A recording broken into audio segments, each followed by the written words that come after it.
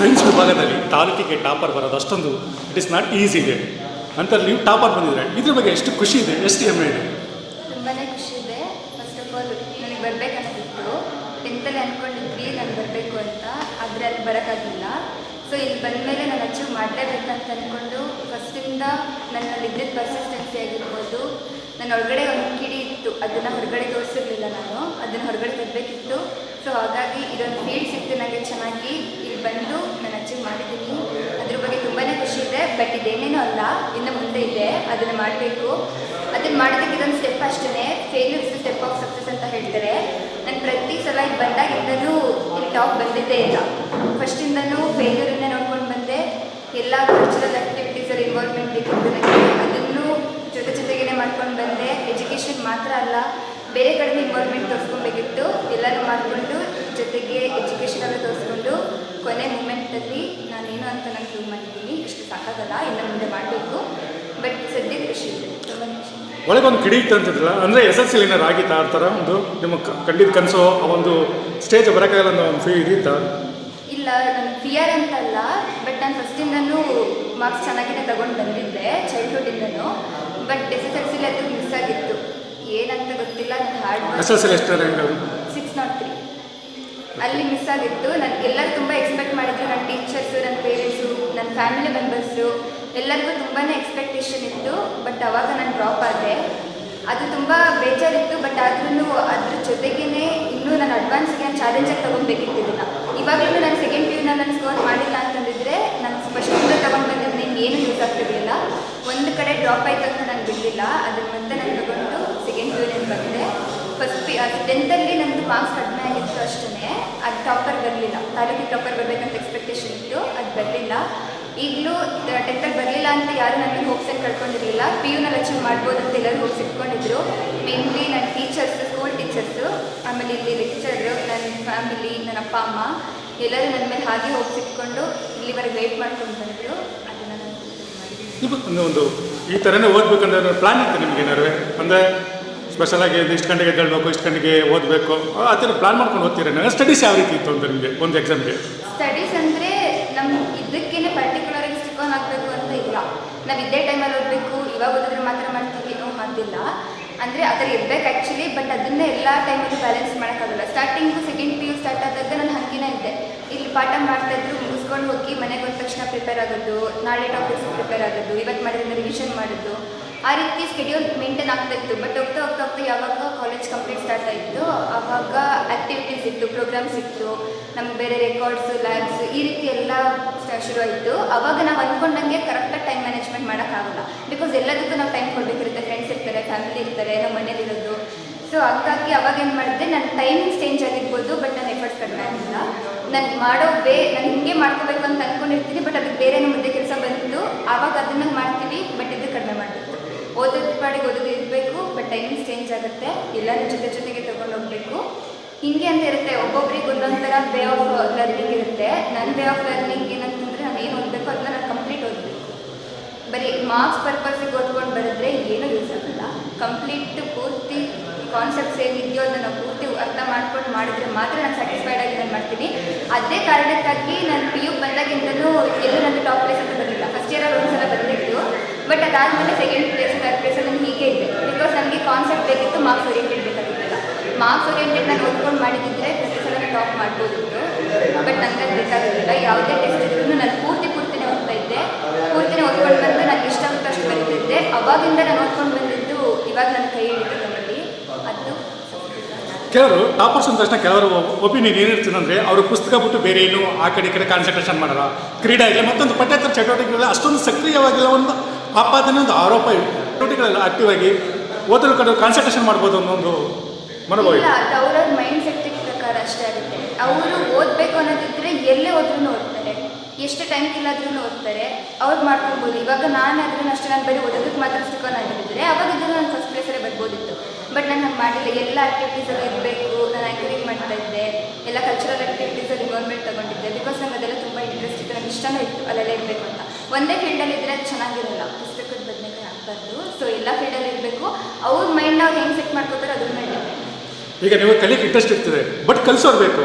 ಅದು ಒಂದು ಈ ಒಂದು ಏನಾದ್ರು ಈ ಒಂದು ಕಾಲೇಜು ಎಷ್ಟು ನಿಮ್ಗೆ ಸಹಕಾರಿ ಆಯಿತು ಅಂದರೆ ಇಲ್ಲಿ ಯಾವ ರೀತಿ ಟೀಚಿಂಗ್ ಇದೆ? ಟೀಚಿಂಗು ಕಾಲೇಜಲ್ಲಿ ತುಂಬಾ ಚೆನ್ನಾಗಿದೆ. ಟೀಚರ್ಸ್ ಎಲ್ಲ ತುಂಬ ಸಪೋರ್ಟ್ ಮಾಡ್ತಾರೆ. ಎಲ್ಲ ಲೆಕ್ಚರ್ಸ್ ಬಗ್ಗೆನೂ ಹೇಳ್ತಾ ಹೋದರೆ ತುಂಬ ಇರುತ್ತೆ. ಒಬ್ಬೊಬ್ಬರು ಒಂದೊಂದು ಫೀಲ್ಡಲ್ಲಿ ಈ ರೀತಿ ಮಾಡಬೇಕು, ಹಂಗೆ ಮಾಡಬೇಕು. ಈಗ ಕ್ಲಾಸಲ್ಲಿ ಪಾಠ ಮಾಡೋದು ನಾಟಕ ಥರಲ್ಲ. ಈಗ ಈ ಹಿಂದೆ SLC ಅಲ್ಲ ಓದಿದ್ರಲ್ಲ, ಅಲ್ಲಿ ನಿಮ್ಗೆ ಸ್ವಲ್ಪ ಡಿಫ್ರೆಂಟ್ ಏನಾದ್ರು ಅನಿಸುತ್ತೆ ಇಲ್ಲಿ ಶಿಕ್ಷಣ ಕೊಡೋದ್ರಲ್ಲಿ, ಅಂದರೆ ಟೀಚಿಂಗ್ ಮಾಡೋದ್ರಲ್ಲಿ ಆ ರೀತಿ?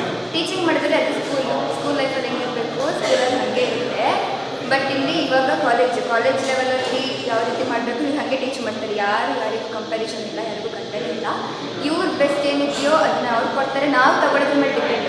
ಟೀಚರ್ಸ್ ಯಾವುದೇ ರೀತಿ ಟೀಚ್ ಮಾಡ್ಬೋದು, ಅದು ಇಂಪಾರ್ಟೆಂಟ್ ಆಗಿಲ್ಲ.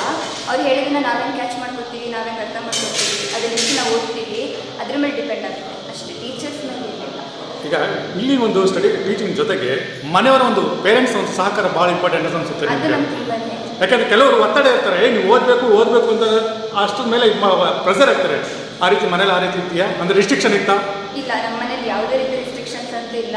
ಆ್ಯಕ್ಚುಲಿ ನಾನು ಇಷ್ಟು ಓದಿದ್ದೀನಿ, ನಾನು ಇಷ್ಟು ಫ್ರೀಡಮ್ ಆಗಿದ್ದೀನಿ ಅಂತಂದರೆ ಅದಕ್ಕೆ ನಮ್ಮ ಅಪ್ಪ ಅಮ್ಮನೇ ಕಾರಣ. ಅವ್ರು ಎಷ್ಟು ಫುಲ್ ಸಪೋರ್ಟಿವ್ ಆಗಿದ್ರು. ನನ್ನ ಹತ್ರ ನನಗೆ ಒಂದು ಕೆಲಸ ಮಾಡಿಸ್ತಿರ್ಲಿಲ್ಲ. ನಾನು ಟೇಬಲ್ ಮೇಲೆ ಕೂತಿದ್ದೀನಿ ಅಂದರೆ ಅದರಿಂದ ಅಳ್ಳಾಗ್ತಿರಲಿಲ್ಲ. ನಾನು ಓದಕ್ಕೆ ಕೂತ್ಕೊಂಡಾಗ ಎಷ್ಟು ಕರೆದ್ರೂ ನಾನು ಹೋಗ್ತಿರ್ಲಿಲ್ಲ. ಓದೋಕ್ಕೆ ಅಂತ ಕೂತಿದ್ದೀನ, ನನ್ನ ಮೈಂಡ್ ಫಿಕ್ಸ್ ಆಗಿದೆ, ನಾನು ಅಲ್ಲೇ ಇರಬೇಕು. ನಮ್ಮಮ್ಮ ಎಲ್ಲ ಪ್ರತಿಯೊಂದು ವಾಟರ್ ಬಾಟಲ್ ಇಲ್ಲಿದ್ದು, ಊಟ ಇಲ್ಲಿದ್ದು ಎಲ್ಲರೂ ನನ್ನ ಮುಂದೆ ತಂದು ಕೊಡ್ತಾಯಿದ್ರು. ಮನೇಲಿ ತುಂಬ ಸಪೋರ್ಟಿವ್ ಆಗಿದ್ರು. ಫ್ಯಾಮಿಲಿ ಬ್ಯಾಕ್ಗ್ರೌಂಡ್ ಇಂಪಾರ್ಟೆಂಟ್ ಅಲ್ಲ, ಬಟ್ ಮನೇಲಿ ಅಪ್ಪ ಅಮ್ಮನ ಸಪೋರ್ಟ್ ತುಂಬ ಇಂಪಾರ್ಟೆಂಟ್ ಆಗಿದೆ. ಅವ್ರು ನಮ್ಗೆ ಎಷ್ಟು ಹುಮ್ಮಸ್ಸನ್ನು ಕೊಡ್ತಾರೋ ನಾವು ಅಷ್ಟೇ ಚೆನ್ನಾಗಿ ಓದ್ಬೋದು. ಅದು ನಮ್ಮ ಮನೇಲಿ ಯಾವುದೇ ರೀತಿ ರಿಸ್ಟ್ರಿಕ್ಷನ್ಸ್ ಇಲ್ಲ. ನಾನು ಇಷ್ಟು ಕಡಿಮೆ ಮಾರ್ಕ್ಸ್ ತೊಗೊಂಡಿದ್ರು ಬಿಡಿ ನಿನಗೆ ಆಗಿಲ್ಲ ಅಂತ ಅವ್ರು ಮನಸ್ಸಲ್ಲಿನೂ ಹೇಳಿಲ್ಲ. ಇಲ್ಲ ನಿನಗಾಗುತ್ತೆ, ಓದು, ಇದು ಚೆನ್ನಾಗಿ ಓದು 10th ಆಯಿತು ಮುಗೀತು, ಇವಾಗ ನೀನು ಚೆನ್ನಾಗಿ ಬರ್ತೀಯಾ, ನಿನ್ನ ಎಫರ್ಟ್ಸ್ ನೀನು ಹಾಕು, ನೀನು ಓದು. ಅದೇ ರೀತಿ ಸಪೋರ್ಟ್ ಮಾಡ್ಕೊಂಡೇ ಬಂದರು. ನಾನು ಅದನ್ನೇ ಮನಸ್ಸಲ್ಲಿ ಇಟ್ಕೊಂಡು ಬಂದೆ. ಅದರಿಂದ ನಾನು ಈ ಕಾಲೇಜ್ಗೆ ನೀವು ಸೇರ್ಬೇಕಂತ ಸೇರಿದ್ದ, ಇಲ್ಲ ಬೇರೆ ಏನೋ ಹೇಳಿದ್ರು ಇದರ ಪೂರ್ವಪರ ವಿಚಾರಿಸಿ ಕಾಲೇಜಿಗೆ ಸೇರಿದ್ದ, ಹಿಂಗೆ? ಆ ಥರ ವಿಚಾರಿಸಿದ್ದು ಅಂತ ಏನೂ ಇಲ್ಲ. ನಾವು ನೋಡಿದಾಗ ನನಗೆ ಈ ಎನ್ವಿರಾನ್ಮೆಂಟ್ ತುಂಬ ಇಷ್ಟ ಇತ್ತು. ಆ್ಯಕ್ಚುಲಿ ನಾನು ಮೈಸೂರಲ್ಲಿ ಓದಬೇಕಂತ ಅಂದ್ಕೊಂಡಿದ್ದೆ, ಬಟ್ ಅಲ್ಲಿ ಹೋದ್ಮೇಲೆ ತುಂಬ ವರ್ತ್ ಅಂತ ಅನ್ನಿಸ್ತು. ನಾವು ಈ ಲೆವೆಲ್ಗೆ ಅಷ್ಟೊಂದೆಲ್ಲ ಕಾಸ್ಟ್ ಇನ್ವೆಸ್ಟ್ ಮಾಡೋದು ನಾವು ಸರಿ ಅಂತ ಅನಿಸಿಲ್ಲ. ಬಿಕಾಸ್ ನಾನು ನನ್ನ ಮಾರ್ಕ್ಸ್ ಮೇಲೆ, ನನ್ನ ಎಜುಕೇಷನ್ ಮೇಲೆ ನಾನು ಓದಬೇಕು, ನನ್ನ ಹಾರ್ಡ್ ವರ್ಕ್ ಮೇಲೆ ನಾನು ಓದಬೇಕು. ಅಪ್ಪ ಅಮ್ಮ ದುಡ್ಡು ಖರ್ಚು ಮಾಡಿರಲ್ಲ. ಆ ಒಂದು ಇಂಟೆನ್ಷನಿಂದ ಅವರೇನು ಬೇಡ ಅಂತ ಹೇಳಿಲ್ಲ. ಅವ್ರು ರೆಡಿ ಅಡ್ಮಿಷನ್ ಮಾಡ್ತೀನಿ, ನಾನು ಕರ್ಕೊಂಡು ಹೋಗ್ತೀನಿ ಅಂತ. ಬಟ್ ನಾನೇ ಬೇಡ ಅಂತ ಹೇಳಿ ಇಲ್ಲಿಗೆ ಬಂದಿದ್ದು ನಂಗೆ ಬೆಸ್ಟ್ ಅಂತ ಅನ್ನಿಸ್ತು. ಎನ್ವಿರಾನ್ಮೆಂಟ್ ಆಗಿರ್ಬೋದು, ಇಲ್ಲಿರೋ ಟೀಚರ್ಸ್ ಫ್ಯಾಕಲ್ಟೀಸ್ ಆಗಿರ್ಬೋದು. ನಾವು ಬಂದು ಕಾಲೇಜ್ ವಿಸಿಟ್ ಮಾಡಿದ್ವಿ, ನೋಡಿದ ತಕ್ಷಣ ನನಗೆ ಇಷ್ಟ ಆಯಿತು. ಸೊ ಹಾಗಾಗಿ ನಾನು ಈಗ ಸ್ಕೂಲ್ಗೂ ಟಾಪರ್, ತಾಲೂಕಿಗೂ ಟಾಪರ್ ಬಂದಿದ್ದೀರಾ. ಈಗ ನಿಮ್ಮ ಬಂಧು ಬಳಗದವರಲ್ಲಿ ಅಂದರೆ ಯಾವ ರೀತಿ ವಿಶ್ ಮಾಡ್ತಿದ್ದಾರೆ? ಅಷ್ಟು ತುಂಬಾ ಎಲ್ಲರೂ ಏನಂತಂದರೆ ಯಾರ್ಯಾರು ನಮ್ಮನ್ನ ನೋಡೇ ಇರಲಿಲ್ಲ, ಯಾರ ಜೊತೆ ಮಾತಾಡ್ತಾ ಇದ್ದಾರೆ, ಅವರೆಲ್ಲರೂ ನಂಬರ್ ತಗೊಳ್ಳೋದು, ಕಾಲ್ ಮಾಡೋದು. ಸ್ಪೆಷಲಿ ಕೆಲವರು ಎಡವಿದಾಗ ಆಡ್ಕೊಳ್ಳೋದುಂಟು. ಹೌದು, ಬಟ್ ಖುಷಿಯಾದಾಗ ಈ ಥರ ಒಂದು ಅಟ್ಮಾಸ್ಫಿಯರ್ ಕ್ರಿಯೇಟ್ ಮಾಡ್ತಾರೆ ಅಂತಾರಲ್ಲಿ ನಿಮ್ಗೆ ಇದು ಅಂದರೆ ನೀವು ಹಿಂದೆ ಟೀಕೆ ಮಾಡೋರಿಗೆ ಉತ್ತರ ಕೊಟ್ಟಾಗ ಅನಿಸ್ತಾ ಇದು? ಹೌದು ಅನಿಸುತ್ತೆ. ಇಲ್ಲ, ತುಂಬ ಜನಕ್ಕೆ ಇನ್ನೂ ಆನ್ಸರ್ ಕೊಡೋಕ್ಕಾಗಿಲ್ಲ. ನಾನು ಕೊಡ್ತೀನಿ, ಒಂದಲ್ಲ ಒಂದಿನ ಕೊಡ್ತೀನಿ. ರಾಜ್ಯಕ್ಕೆ ಟಾಪರ್ ಬರ್ಬೇಕಂತನ? ರಾಜ್ಯಕ್ಕೆ ಟಾಪರ್ ಬರ್ಬೇಕಂತನ? ಟಾಪರ್ ಬರೋದು ಮಾತ್ರ ಇಂಪಾರ್ಟೆಂಟ್ ಅಲ್ಲ. ನಾವು ಒಂದು ಫೀಲ್ಡ್ಗೆ ಹೋಗಿ ಅಚೀವ್ ಮಾಡಬೇಕು. ಇಲ್ಲಿ ಟಾಪರ್ ಬಂದ ತಕ್ಷಣ ನಾವು ಸರಿ ಹೇಳ್ದಂಗೆ ಹೋಗ್ಬಿಟ್ಟು ಅಚೀವ್ ಮಾಡಿಬಿಡ್ತೀವಿ ಅಂತ ಆಗಲ್ಲ. ನನ್ನ ಡ್ರೀಮ್ ಏನಂತಂದರೆ ಇಲ್ಲಿ ನಾನು ಟಾಪರ್ ಬಂದೆ ಅಂದ ತಕ್ಷಣ ನಾನು ತುಂಬ ಬೇಗಕ್ಕಾಗಲ್ಲ. ನನ್ನ ಫೀಲ್ಡಿಗೆ ನಾನು ಹೋಗಬೇಕು, ನನ್ನ ಡ್ರೀಮ್ನ ನಾನು ಕಂಪ್ಲೀಟ್ ಮಾಡ್ಕೋಬೇಕು. ಅವತ್ತಿನ ದಿನ ನಾನು ಯಾರಿಗೆ ಆನ್ಸರ್ ಕೊಡಬೇಕು ಅವ್ರಿಗೆ ಕೊಡ್ತೀನಿ. ಅಲ್ಲಿವರೆಗೂ ಅದು ನನ್ನ ಸರಿ ಇರುತ್ತೆ. ನಿಮ್ಮ ಡ್ರೀಮ್ ಏನು? ಅದನ್ನು ಹೇಳೋಕ್ಕಾಗಲ್ಲ, ತುಂಬ ಕಷ್ಟ.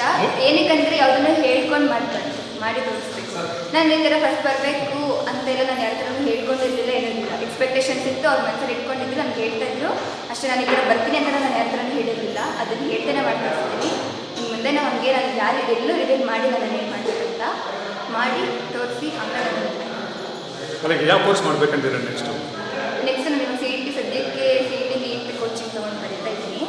ಅದರಲ್ಲಿ ನೋಡೋಣ, ಅದು ಬಂದಿದ್ದು ನೆಕ್ಸ್ಟು ಏನು ಮಾಡಬೇಕಂತ ಇದೆ. ಬಟ್ ಅದನ್ನು ಎಲ್ಲೂ ಹೇಳಲ್ಲ, ಮಾಡ್ತೀನಿ. ಮಾಡಾದ್ಮೇಲೆ ಹೇಳ್ತೀನಿ. ಇವಾಗ ನೆಕ್ಸ್ಟ್ ಸದ್ಯಕ್ಕೆ ಕಾಂಪಿಟೇಟಿವ್ ಎಕ್ಸಾಮ್ಸ್ ಕಡೆ ಕಾನ್ಸಂಟ್ರೇಟ್ ಮಾಡ್ತೀನಿ. ಈಗ ಮುಂಬರುವ ವಿದ್ಯಾರ್ಥಿಗಳಿಗೆ ನೀವು ಸಲಹೆ ಸೂಚನೆ ಕೊಡೋದಾದ್ರೆ ಈ ರೀತಿ ಸ್ಟಡೀಸ್ ಮಾಡಬೇಕು ಹೇಳೋದಾದ್ರೆ ನೀವು ಏನಂತಂದರೆ ಎಲ್ಲ ಮಕ್ಕಳು ಒಂದೇ ರೀತಿ ಇರ್ತಾರೆ, ಎಲ್ಲ ರೀತಿಯೂ ಒಂದೇ ಥರ ಓದೋಕ್ಕೆ ಬರುತ್ತೆ ಅಂತ ಇರಲ್ಲ. ಅವ್ರವ್ರ ಮನಸ್ಸಲ್ಲಿ ಹೆಂಗಿರುತ್ತೋ ಆ ರೇಂಜಿಗೆ ಓದ್ತಾರೆ. ಫಸ್ಟ್ ಆಫ್ ಆಲ್ ನಾನೇನು ಹೇಳ್ತೀನಿ ಅಂತಂದರೆ, ಯಾರು ಹೆಂಗೆ ಇರಲಿ ಹೊರಗಡೆ ಅದ್ರ ಬಗ್ಗೆ ತಲೆ ಕೆಡಿಸ್ಕೊಬೋದು. ಮನೆಯಲ್ಲಿ ಫಸ್ಟ್ ಪೇರೆಂಟ್ಸ್ ಮುಖ್ಯ, ಅವ್ರ ಮನಸ್ಥಿತಿ ಮುಖ್ಯ ಅಷ್ಟೇ. ಎಲ್ಲ ಸ್ಟೂಡೆಂಟಿಗೂ ಅಷ್ಟೇ ಆಗೋದು. ಇವಾಗ ಅವ್ರ ಮೈಂಡನ್ನು ಫಿಕ್ಸ್ ಮಾಡ್ಕೋಬೇಕು. ನಾನು ಈ ಫೀಲ್ಡಲ್ಲಿ ಇದ್ದೀನಿ, ನಾನು ಇದನ್ನು ಮಾಡ್ತೀನಿ, ನಾನು ಇದನ್ನು ಮಾಡಿದ್ರೆ ನಾನು ಚೆನ್ನಾಗಿ ಬರ್ಬೋದು, ಅದು ಫಿಕ್ಸ್ ಆಗಿರ್ತಾರೆ. ಎಲ್ಲರಿಗೂ ಎಜುಕೇಷನ್ ಫೀಲ್ಡಲ್ಲೇ ಮುಂದೆ ಬರಬೇಕು ಅಂತಿಲ್ಲ, ಸ್ಪೋರ್ಟ್ಸ್ ಫೀಲ್ಡಲ್ಲೂ ಬರ್ಬೋದು. ಎಜುಕೇಷನ್ ನನಗೆ ಪ್ಯಾರಲಾಗಿ ತೊಗೊಂಡು ಹೋಗ್ಬೋದು, ಇದೇ ಬರಬೇಕು ಅಂತಿಲ್ಲ. ನನಗಾದರೆ ನನಗೆ education passion my love my happiness ಎಲ್ಲ ನನಗೆ ಎಜುಕೇಷನ್ ಆಗಿತ್ತು. ಸೊ ನಾನು ಅದ್ರಲ್ಲಿ ಬರಬೇಕಂತ ಇತ್ತು. ಆದರೆ ಕೆಲವೊಬ್ರಿಗೆ ಅದೇ ಅಂತ ಇರಲ್ಲ, ಬೇರೆಯವ್ರಿಗೆ ಒಬ್ಬೊಬ್ಬರಿಗೆ ಒಂದೊಂದು ಅಂತ ಇರುತ್ತೆ. ಅವ್ರ ಮನೇಲಿ ಏನಂತಂದರೆ ಪೇರೆಂಟ್ಸು ಪ್ರೆಷರ್ ಹಾಕೋದಕ್ಕಿಂತ ಸಪೋರ್ಟಿವ್ ಆಗಿನೇ ಇರಬೇಕು. ನೀನು ಮಾಡು, ನಾನು ನಿನ್ನ ಜೊತೆಗಿರ್ತೀನಿ, ಆ ರೀತಿ ಇರಬೇಕು. ಒಂದು ಸಪೋರ್ಟಿವ್ ಆಗಿರಬೇಕು. ಇನ್ನೂ ಒಂದು ಇಂಪಾರ್ಟೆಂಟ್ ಏನಂದರೆ ಹೋಪ್ಸ್ ಇರಬೇಕು ಮಕ್ಕಳಲ್ಲಿ. ಯಾರು ಏನಾದರೂ ಹೇಳಿ ಹೊರಗಡೆ ಸೊಸೈಟಿ ಸಾವಿರ ಮಾತಾಡ್ಕೊಳ್ಳಿ, ಅದು ಇಂಪಾರ್ಟೆಂಟ್ ಅಲ್ಲ. ಅವ್ರ ಮಕ್ಕಳೇನಂತ ಅವ್ರಿಗೆ ಗೊತ್ತಿರಬೇಕು, ಅವ್ರ ಅಪ್ಪ ಅಮ್ಮ ಏನಂತ ಮಕ್ಳಿಗೆ ಗೊತ್ತಿರಬೇಕು ಅಷ್ಟೇ. ಅಪ್ಪ ಅಮ್ಮಗೆ ಏನು ವಿಷಯ ಇದೆ, ಮಕ್ಕಳು ಏನು ಮಾಡಬೇಕು ಅದನ್ನು ಮೈಂಡ್ ಮಾಡಿಕೊಂಡು ಅವ್ರು ಓದ್ಲಿ, ಬೇರೆ ಫೀಲ್ಡಲ್ಲಿ ಬರ್ತಾರೆ, ಬೇರೆ ಫೀಲ್ಡಲ್ಲಿ ಬರಲಿ. ಹಂಗಂತ ಮಾರ್ಕ್ಸ್ ಇಂಪಾರ್ಟೆಂಟ್ ಅಂತ ನನಗೆ ಇಂಪಾರ್ಟೆಂಟ್ ಆಗಲ್ಲ ಅಂತ ಹೇಳ್ತಿಲ್ಲ. Marks is also very important. ಯಾಕಂದರೆ ನಾವು ನೆಕ್ಸ್ಟ್ ಇಂಟರ್ವ್ಯೂಗೆ ಹೋಗ್ತೀವಿ ಅಂತಂದರೆ ನಮ್ಮ ಮಾರ್ಕ್ಸ್ ಕಾರ್ಡ್ ಸರ್ಟಿಫಿಕೇಟ್ ನೋಡ್ಕೊಂಡೆ ನಾವು ನಮ್ಮನ್ನ ಇಂಟರ್ವ್ಯೂಗೆ ಕರೆಯೋದು. ಅದಕ್ಕೋಸ್ಕರ ನಾವು ಓದಬೇಕು. ಮಾರ್ಕ್ಸ್ ಪರ್ಪಸ್ಗೋಸ್ಕರ ಯಾರೂ ಓದಬೇಡಿ. ಏನಂತಂದರೆ ಬರೀ ಮಾರ್ಕ್ಸ್ ಇಟ್ಕೊಂಡು ಹೋಗ್ತೀರಾ. ಇವಾಗೇನೋ ಮಾರ್ಕ್ಸ್ ಕಾರ್ಡ್ ಅಷ್ಟೇ ಇಂಪಾರ್ಟೆಂಟ್ ಆಗುತ್ತೆ, ಬಟ್ ನೆಕ್ಸ್ಟ್ ಒಂದು ಇಂಟರ್ವ್ಯೂ ಅಟೆಂಡ್ ಮಾಡ್ತೀರಾ, ಅಥವಾ ಒಂದು ಪ್ಲೇಸಿಂದ ನೆಕ್ಸ್ಟ್ ಪ್ಲೇಸಿಗೆ ಹೋಗ್ಬೋದು. ನಾವೇ ಕೋಟೆಯಿಂದ ಮೈಸೂರಿಗೆ ಹೋಗಿ ಓದ್ತಾ ಇದ್ದೀವಿ, ಅಲ್ಲಿ ನಮ್ಮ ಮಾರ್ಕ್ಸ್ ಕಾರ್ಡ್ ತೊಗೊಂಡೋಗ್ಬಿಟ್ಟು ನಾನು ಇಷ್ಟು ತೆಗ್ದಿದ್ದೀನಿ ನೋಡಿ ಅಂತ ಹೇಳಿದ್ರೆ ಯಾರು ಒಪ್ಕೊಳ್ಳಲ್ಲ. ನಾವಲ್ಲಿ ಹಿಂಗಿರ್ತೀವಿ, ನಮ್ಮ ಮೈಂಡಲ್ಲಿ ಹಿಂಗಿರುತ್ತೆ, ನಮ್ಮ ನಾಲೆಡ್ಜ್ ಎಷ್ಟಿರುತ್ತೆ ಅಷ್ಟು ಮಾತ್ರ ಇಂಪಾರ್ಟೆಂಟ್ ಆಗುತ್ತೆ. ಮಾರ್ಕ್ಸ್ ಓರಿಯೆಂಟೆಡ್ ಬಿಟ್ಟು ಕಾನ್ಸೆಪ್ಟನ್ನು ಅರ್ಥ ಮಾಡ್ಕೊಳ್ಳಿ. ಯಾರೇ ಅದನ್ನಷ್ಟು ಸ್ಟಾರ್ಟಿಂಗಿಂದ ಇದೊಂದು ಟೈಮ್ ಬಿಟ್ಬಿಡೋಣ, ಈ ಟೈಮ್ ಬಿಟ್ಬಿಡೋಣ, ನೆಕ್ಸ್ಟ್ ಓದ್ಕೊಳ್ಳೋಣ, ನಾಳೆ ನೋಡ್ಕೊಳ್ಳೋಣ, ಬೇಡ, ಅದಂತೂ ಬೇಡ. ಎಷ್ಟಾಗುತ್ತೋ ಅಷ್ಟು, ಇವತ್ತು ಒಂದು 5% ಓದೋಕ್ಕಾಗುತ್ತಾ ಅಷ್ಟನ್ನೇ ಓದಬೇಕು. ನೆಕ್ಸ್ಟ್ ನಾಳೆಗೆ ಇನ್ನೂ ಜಾಸ್ತಿ ಮಾಡ್ಕೊಳ್ಳೋಣ. ಇವತ್ತು ನನಗೆ ಆಗ್ತಿಲ್ಲ ಅಂದ್ರೂ ಬುಕ್ ಮುಂದೆ ಕುತ್ಕೋಬೇಕು, ಅದು ಆಟೋಮೆಟಿಕ್ಕಾಗಿ ಬರುತ್ತೆ ನಮಗೆ. ನನಗಾಗಿಲ್ಲ, ನಮ್ಗೆ ಹುಷಾರಿಲ್ಲ, ಏನೇ ಪ್ರಾಬ್ಲಮ್ಸ್ ಇರಲಿ ದಟ್ ಇಸ್ ಸೆಕೆಂಡ್ರಿ. ನಮ್ಗೆ ಓದೋಕ್ಕೆ ಆಗ್ತಿಲ್ಲ ಅಂದ್ರೂ ಬುಕ್ ಇಟ್ಕೊಂಡು ಒಂದು ಅರ್ಧ ಗಂಟೆ ಕೂತ್ಕೊಳ್ಳೋಣ. ಸುಮ್ಮನೆ ಯಾಕೆ ಟೈಮ್ ವೇಸ್ಟ್ ಮಾಡೋದು? ಮೊಬೈಲ್ ಇಟ್ಕೊಂಡು ಟೈಮ್ ವೇಸ್ಟ್ ಮಾಡೋದ್ಕಿಂತ ಒಂದು ಅರ್ಧ ಗಂಟೆ ಬುಕ್ ಇಟ್ಕೊಂಡು ಕೂತ್ಕೊಂಡ್ರೆ ಒಂದು 5% ಆದರೆ ನಮ್ಮ ತಲೆ ಒಳಗಡೆ ಇದ್ದಿರುತ್ತೆ ಅದು. ಸೊ ಹಾಗಾಗಿ ನಿಮ್ಮ ವೇ ಆಫ್ ಲರ್ನಿಂಗ್ ಇರುತ್ತೆ, ಅದನ್ನು ನೀವು ಓದ್ಕೊಳ್ಳಿ. ನನಗೆ ಈ ರೀತಿ ಮಾಡಬೇಕಂತ ನನಗಿತ್ತಂದರೆ ನಾನು ಮಾಡಿರ್ತೀನಿ, ನಿಮ್ಗೆ ಹೆಂಗಿರುತ್ತೆ ನೀವು ಹಂಗೆ ಮಾಡಿ. ಒಟ್ಟಿನಲ್ಲಿ ಚೆನ್ನಾಗಿ ಓದಬೇಕು. Marks is also important, knowledge is also important. ಎರಡನ್ನೂ ತಗೊಂಡೋಗಿ ಮತ್ತೆ ಅಚೀವ್ ಮಾಡಿ. ಕೆಲವರು ಮಾರ್ಕ್ಸ್ ಕಡಿಮೆ ಬಂದ ತಕ್ಷಣ ಅವ್ರು ಮನೋಬಲನೆ ಕುಗ್ಗೋಗುತ್ತೆ ಅಂಥವ್ರಿಗೆ ನೀವು ಹೇಳೋದಾದರೆ. ಯಾಕಂದರೆ PUC ಅಂತಿಮ ಘಟ್ಟ ಏನಲ್ಲ, ಬಟ್ ಏರ್ ಎಜುಕೇಷನ್ ಇದು ಇಂಪಾರ್ಟೆಂಟ್ ಆಗಿರ್ಬೋದು, ಬಟ್ ಬೇರೆ ಒಂದು ಅವರಿಂದ ಅದು ಒಂದು ಲೋಕನೂ ಇರ್ತಿದೆ, ಅವರಿಗೆ ಅದು ಒಂದು ಲೋಕ ಅಂಥವ್ರಿಗೆ ಹೇಳೋದಾದರೆ. ನಾನು ಒಂದು ಟೈಮಲ್ಲಿ ನನಗೂ 10th ಹಾಗೆ ಆಗಿತ್ತು. ನಾನು ತುಂಬಾ ಸಫರ್ ಮಾಡಿದ್ದೀನಿ. ಫಸ್ಟ್ ಇಯರ್ ಹೋಲ್ ನನ್ನ ಕಾನ್ಸಂಟ್ರೇಷನ್ ಲೆವೆಲ್ ಕಡಿಮೆ ಆಗಿದ್ದೆ ಆ ರೀಸನಿಂದ. ಬಿಕಾಸ್ ನನ್ನ ಮಾರ್ಕ್ಸ್ ಕಡಿಮೆ ಇತ್ತು. ಎಲ್ಲ ನನ್ನ ಮೇನ್ ಏನಂತಂದರೆ ನನ್ನ ಮಾರ್ಕ್ಸ್ ಕಡಿಮೆ ಇತ್ತು ಅನ್ನೋದಕ್ಕಿಂತ ನನ್ನ ಮೇಲೆ ಅಷ್ಟು ಎಕ್ಸ್ಪೆಕ್ಟೇಷನ್ಸ್ನ ಇಟ್ಕೊಂಡಿದ್ರು, ಅದನ್ನು ನಾನು ಬ್ರೇಕ್ ಮಾಡಿದೆ ಅನ್ನೋದೊಂದಿತ್ತು. ಅದಿರುತ್ತೆ, ಕ್ಯಾಶುಯಲಾಗಿ ಸಡನ್ನಾಗಿ ಹೋಗ್ಸೋಕ್ಕಾಗಲ್ಲ, ಬಟ್ ಅದನ್ನು ಹಂಗೆ ಅಂತಲೇ ತೊಗೊಬಾರ್ದು. ಫುಲ್ ಡಿಪ್ರೆಸ್ಡ್ ಆಗೋದಕ್ಕಿಂತ ಅದನ್ನು ಚಾಲೆಂಜಾಗಿ ತೊಗೊಬೋದಲ್ಲ, ನೆಕ್ಸ್ಟ್ ಮಾಡ್ಬೋದು. ಇದೇ ಲೈಫಲ್ಲಿ ಇದ್ದೇ ಲಾಸ್ಟ್ ಸ್ಟೇಜ್ ಅಂತ ಯಾವುದೂ ಇಲ್ಲ. ಅಂಟಿಲ್ ನಾವು ಲಾಸ್ಟ್ ಬ್ರೇಕ್ ಮಾಡೋವರೆಗೂ ನಮಗೊಂದು ಆಪರ್ಚುನಿಟಿ ಇರುತ್ತೆ. ಕೊನೆ ಮೂಮೆಂಟಲ್ಲಿ ಏನೋ ಮಾಡಿಬಿಟ್ಟು ಅಚೀವ್ ಮಾಡ್ಬೋದಲ್ವಾ. ಸೊ ಹಾಗಾಗಿ ಏನೇ ಆದ್ರೂ ಅದು ಒಂದು ಕಡೆ ನಿಮ್ಮ ಮನಸ್ಸಲ್ಲಿರಲಿ, ಅದನ್ನ ಸೈಡಲ್ಲಿ ಹಂಗೆ ಇಟ್ಕೊಂಡಿರಿ, ಅದನ್ನೆಲ್ಲೂ ಬಿಟ್ಕೊಡ್ಬೇಡಿ. ಆದರೆ ಅದನ್ನೇ ಸ್ಪೋರ್ಟಿವ್ ಆಗಿ ತೊಗೊಂಡು, ಪಾಸಿಟಿವ್ ಆಗಿ ತೊಗೊಂಡು, ನೀವೇನು ಕಳ್ಕೊಂಡಿದ್ರೆ ಅದಕ್ಕಿಂತ ಡಬಲ್ ಕಂಬ್ಯಾಕ್ ಮಾಡಬೇಕು. ಆ ರೀತಿ ಮಾಡಿ ಅಂತ ಹೇಳಿ ಇಷ್ಟ. ಕೊನೆಯದಾಗಿ ಕಾಲೇಜ್ ಬಗ್ಗೆ ನಿಮ್ಮ ಒಂದು ಬೋಧಕ ವರ್ಗದ ಬಗ್ಗೆ ಹೇಳೋದಾದ್ರೆ. ಕಾಲೇಜ್ ಬಗ್ಗೆ ನಂಗೆ ತುಂಬಾ ಖುಷಿ ಇದೆ. ನಾನು ಹೊರಗಡೆ ಹೋಗಿದ್ರೆ ಇಷ್ಟು ಫ್ರೀಡಮ್ ಆಗಿರೋಕ್ಕಾಗ್ತಿರಲಿಲ್ಲ. ಬಿಕಾಸ್ ಹೊರಗಡೆ ಹೋದಾಗೆಲ್ಲ ಏನು ಹಾಸ್ಟೆಲಲ್ಲಿ ಇರಬೇಕು, ಪೀಚಿಗೆ ಇರಬೇಕು, ಇಷ್ಟೇ ಓದಬೇಕು, ಇಷ್ಟು ಟೈಮ್ ಇರಬೇಕು, ಮಲ್ಕೋಬೇಕು, ಆ ಥರ ಎಲ್ಲ ರೆಸ್ಟ್ರಿಕ್ಷನ್ಸ್. ಅದು ಕೆಲವೊಬ್ಬರಿಗೆ ಅಡ್ಜಸ್ಟ್ ಆಗ್ಬೋದು, ಅಡ್ಜಸ್ಟ್ ಆಗದೇ ಇರ್ಬೋದು. ಬಟ್ ನನಗೆ ಆ ರೀತಿ ಯಾವುದೇ ರೆಸ್ಟ್ರಿಕ್ಷನ್ಸ್ ಇರಲಿಲ್ಲ. ನನ್ನ ಫ್ರೆಂಡ್ಸಿಗೆ ಟೈಮ್ ಕೊಡ್ತಿದ್ದೆ, ನನ್ನ ಫ್ಯಾಮಿಲಿ ತುಂಬ ಟೈಮ್ ಕೊಟ್ಟಿಲ್ಲ, ಬಟ್ ಫ್ಯಾಮಿಲಿ ಮೆಂಬರ್ಸ್ ಜೊತೆ ಇದ್ದೆ. ಕಾಲೇಜಲ್ಲಿ ಕಾಲೇಜಲ್ಲಿದ್ದೆ, ಓದೋ ಟೈಮಿಗೆ ಓದ್ತಾ ಇದ್ದೆ, ಹೊರಗಡೆ ಹೋಗ್ಬೇಕು ಹೊರಗಡೆನೇ ಹೋಗ್ತಾ ಇದ್ವಿ, ಆ್ಯಕ್ಟಿವಿಟೀಸು ಮಾಡ್ತಾಯಿದ್ವಿ. ಎಲ್ಲನೂ ಪ್ಯಾರಲಲ್ ಆಗಿ ತೊಗೊಂಡೋಗೋದಕ್ಕೆ ಈ ಒಂದು ಎನ್ವಿರಾನ್ಮೆಂಟ್ ತುಂಬ ಇಂಪಾರ್ಟೆಂಟ್ ಆಗಿದೆ ನನಗೆ. ಇಷ್ಟು ಫ್ರೀಡಮ್ ಆಗಿರಲಿಲ್ಲ ಅಂತಂದರೆ ಏನು ಲೈಫಲ್ಲಿ ಬರೀ ಓದೋದಂತ ಮಾತ್ರ ಇರ್ಬೇಕು. ಈ ಸೆಕೆಂಡ್ ಇಯರ್ ಅನ್ನೋದು ಮತ್ತೆ ನಮಗೆ ಸಿಗಲ್ಲ, ಈ ಏಜ್ ನಮಗೆ ಸಿಗಲ್ಲ. ಇವಾಗೇನೋ ಫ್ರೆಂಡ್ಸ್ ಜೊತೆಗೆ ಇರ್ತೀವಿ, ಆಮೇಲೆ ಬೇರೆ ಬೇರೆ ಫೀಲ್ಡ್ಗೆ ಹೋದಾಗ ಫ್ರೆಂಡ್ಸ್ ನಮಗೆ ಸಿಗಲ್ಲ. ಅವರಿಗೂ ಟೈಮ್ ಕೊಡಬೇಕು, ಪೇರೆಂಟ್ಸಿಗೂ ಟೈಮ್ ಕೊಡಬೇಕು, ಎಲ್ಲನೂ ಜೊತೆಗೆ ತೊಗೊಂಡೋಗ್ಬೇಕು. ಅದಕ್ಕೆ ನಾನು ಕಾಲೇಜ್ ತುಂಬ ಹೆಲ್ಪ್ ಮಾಡ್ತಾ ಅಂತ ಹೇಳಕ್ಕೆ ಇಷ್ಟಪಡ್ತೀನಿ. ಮೇನ್ಲಿ ನನಗೆ ಟೀಚರ್ಸ್ ತುಂಬಾ ಹೆಲ್ಪ್ ಮಾಡಿದ್ದಾರೆ.